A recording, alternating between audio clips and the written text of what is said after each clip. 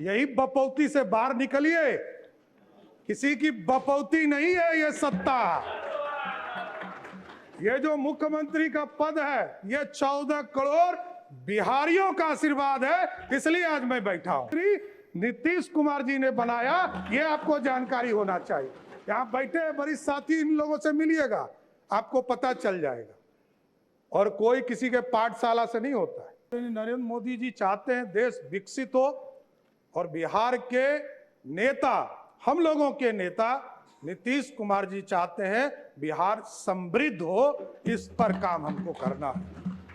और जिस तरह नीतीश कुमार जी के नेतृत्व में CCC पर कोई समझौता नहीं किया गया, चाहे वो क्राइम हो, करप्शन हो और कम्युनिज्म हो, इन तीनों चीजों पर कभी समझौता नहीं किया गया। आगे भी किसी भी कीमत पर कोई समझौता ये सरकार नहीं करेगी साहब। सही बात है, कुछ लोग को चिंता रहती है, कुछ लोगों को लगता है हमारा पाठशाला। यही बपौती से बाहर निकलिए। किसी की बपौती नहीं है ये सत्ता। ये जो मुख्यमंत्री का पद है ये 14 करोड़ बिहारियों का आशीर्वाद है, इसलिए आज मैं बैठा हूं। नीतीश कुमार जी का, नरेंद्र मोदी जी का, नितिन नवीन जी का, चिराग पासवान जी का, उपेंद्र कुशवाहा जी का, जीतन राम मांझी जी का, सबका आशीर्वाद है, तब तो यहां बैठा हूं। कौन गलतफहमी में है? कौन कहता है किसको बनाया? कहां से गलतफहमी हो गई आपको? अरे मेरी तो राजनीति उत्पत्ति हुई है, मैं बता रहा हूं इस सदन के अंदर। नीतीश कुमार जी को मुख्यमंत्री बनाना था। 94 में समता पार्टी का निर्माण हुआ। मेरे पिताजी संस्थापक सदस्यों में से एक हुए। 1995 में सदस्य बनकर आए, और लालू यादव जी ने मुझको जेल में डाला। मैं ही नहीं, मेरे 22 परिवार के सदस्यों को जबरदस्ती जेल में भेजा। लोग कहते हैं लालू यादव का, इसलिए मैं ऑफिशियल बयान कर रहा हूं, इसलिए मैं कोट कर रहा हूं कि लालू यादव जी ने मिलर स्कूल के मैदान में क्षमा मांगा था कि हमसे गलती हुई, इसलिए बोल रहा हूं। और मेरे कई चीजों पर ये लोग चर्चा करते, केस, मैं तो कह ही रहा हूं इस सदन में कई बार मैंने कहा, नीतीश जी नहीं होते तो लालू जी मुख्यमंत्री होते क्या? लालू जी को भी मुख्यमंत्री नीतीश कुमार जी ने बनाया, यह आपको जानकारी होना चाहिए। यहां बैठे वरिष्ठ साथी, इन लोगों से मिलिएगा, आपको पता चल जाएगा। और कोई किसी के पाठशाला से नहीं होता है।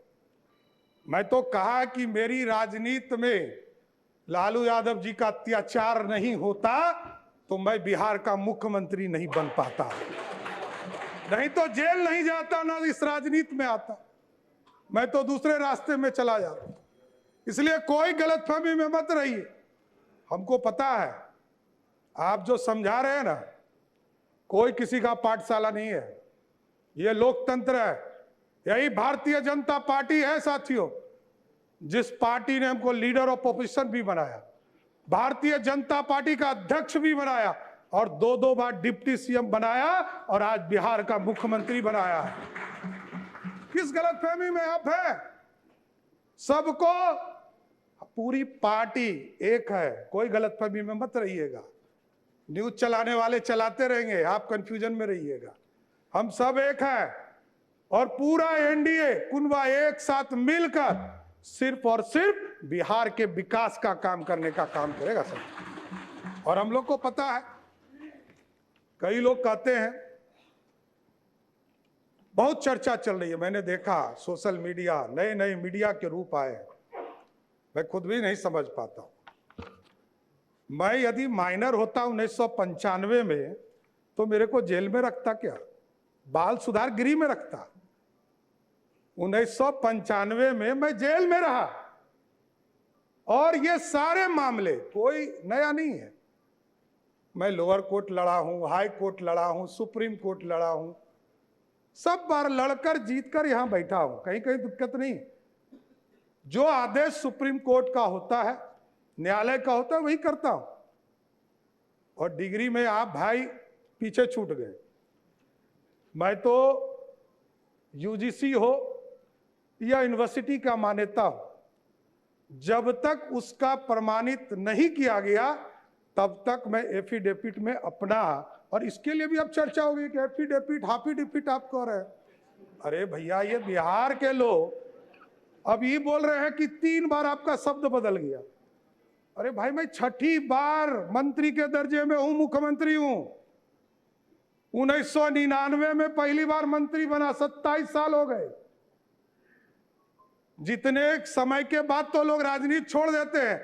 अभी हमारे भाई अख्तरुल जी ने कहा कि सबसे युवा मुख्यमंत्री, लालू जी सबसे पहले युवा मुख्यमंत्री हुए, लेकिन पूरे बिहार को लूटने में लग गए। इसलिए युवा नहीं, बिहार को समृद्ध बनाना है, बिहार की समृद्धि के लिए काम करना।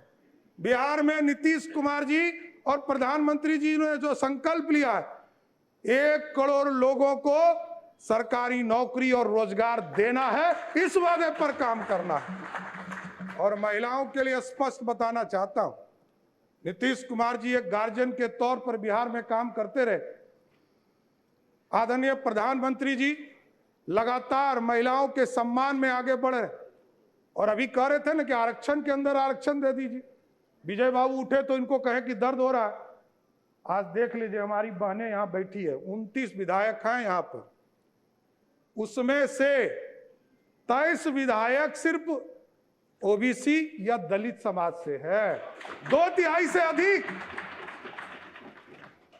जब आरक्षण होता, आज यदि संसद में बिल पारित हो गया होता तो यहां 29 नहीं, 122 विधायक जीतकर हमारी बहनें आएंगी।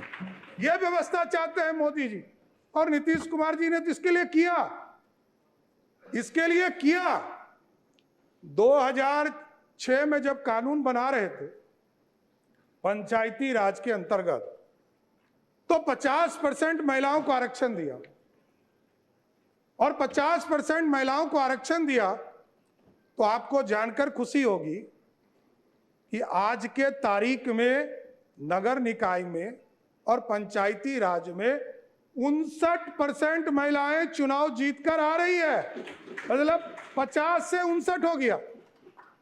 इसलिए महिलाओं का सम्मान करना पड़ेगा, और मैं तो गारंटी देता हूं कि स्पष्ट तौर पर बिहार की पुलिस काम करेगी, और महिलाओं के तरफ कोई भी गलत नजर उठाता है तो उसको पताल से भी निकालने का काम हमारी पुलिस करेगी साथी।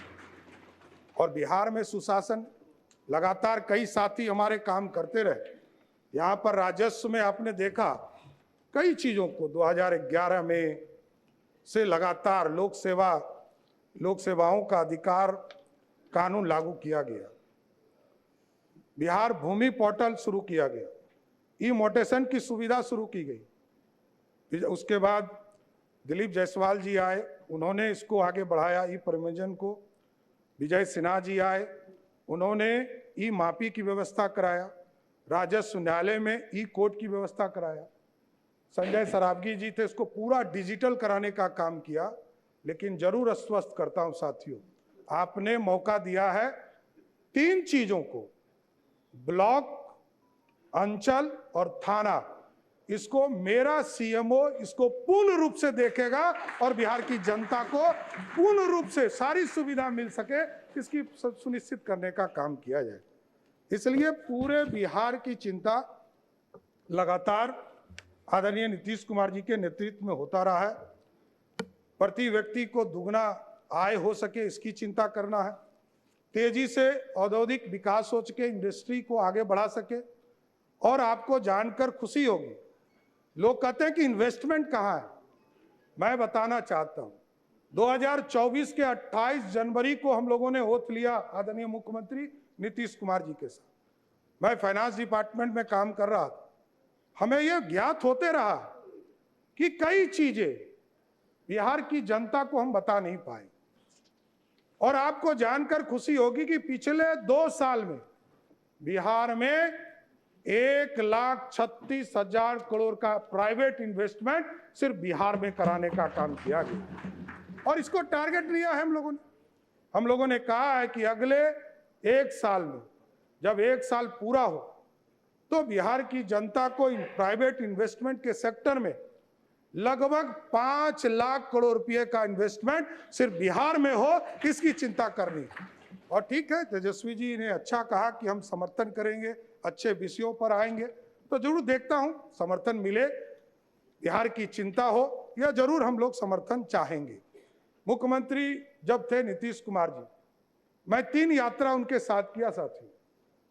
प्रगति यात्रा, उसके बाद एनडीए के चुनाव के पहले हम लोग यात्रा में गए, आदरणीय नीतीश कुमार जी के साथ मैं यात्रा में रहा। और जब समृद्धि यात्रा, जब वो राज्यसभा के सदस्य के नॉमिनेशन कर लिया उन्होंने और जब निर्वाचित भी हो गए, तो उन्होंने कहा कि बिहार की जनता के बीच में हम जाएंगे। उन्होंने आशीर्वाद दिया था उसके बीच में जाकर, और तब उन्होंने कहना शुरू किया कि यही लोग बिहार देखेंगे। हम लोगों को कहा कि आप लोगों को बिहार देखना है और मैं दिल्ली रहूंगा, दिल्ली से बिहार का हक बिहार को दिलाने का काम करूंगा सर। और नीतीश कुमार जी को कौन हटा सकता है? कोई गलतफहमी में मत रहिए। नीतीश कुमार जी को कभी कोई ना राजनीति से हटा सकते हैं, ना कोई दिल से हटा सकते, क्योंकि नीतीश कुमार जी इच्छा शक्ति वाले नेता हैं। हम लोग सोचते थे कि कैसे ये डिसीजन ले रहे हैं। मैं उनका सेकेंड नंबर था, मैं जान रहा था।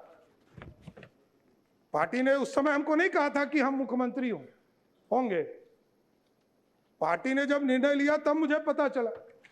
लेकिन वो जब कहते थे कि आप लोग को संभालना है बिहार, हम लोग को आश्चर्य लगता था कि जो व्यक्ति 20 साल से मुख्यमंत्री है और लगभग 50 साल से राजनीति में, सार्वजनिक जीवन में जी रहे, ये सत्ता छोड़ रहे हैं। और कई बार यहां पर कई कैबिनेट के साथी हैं हमारे, आप पूछिएगा अकेले में, सबको लगता था जब वो लास्ट कैबिनेट कर रहे थे और कहे कि हम इस्तीफा देने जा रहे हैं, तो सबको लगा कि ये क्या हो रहा है।